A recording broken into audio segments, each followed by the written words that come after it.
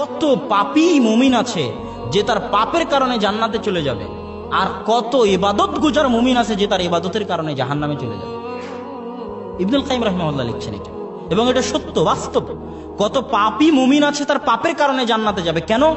পাপ করার কারণে আল্লাহর সামনে তার নিজেকে এত নিচু, এত ছোট, এত হীন মনে হয় যে আল্লাহর দরবারে ছোট হয়ে কাঁদতে কাঁদতে কাঁদতে কাঁদতে তার ক্রন্দনটা আল্লাহর নিকটে এত প্রিয় হয় যে ওই পাপের ফলে যে কাঁদতেছে আল্লাহর নিকটে নত হয়ে, এই নত হওয়া আল্লাহর নিকটে এত প্রিয় হয়ে যায় যে আল্লাহ সুবহানাহু ওয়া তাআলা তার পাপকে ক্ষমা করে, তার পাপকে নেকিতে পরিণত করে জান্নাতে দিয়ে দেন।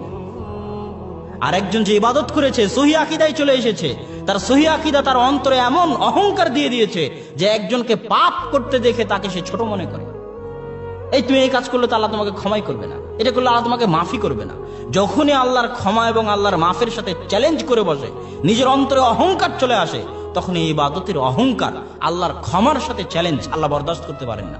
তখন তার ইবাদত তাকে জাহান্নামে নিয়ে চলে যায়, কেননা ওই ইবাদত, ওই সঠিক আকীদা তার অন্তরে অহংকার তৈরি করে দিয়েছে, আর এক মুসলিম ভাইয়ের সাথে ভালো ব্যবহার করতে দেয়নি। সুতরাং এটা থেকে আমাদেরকে সাবধান থাকতে হবে।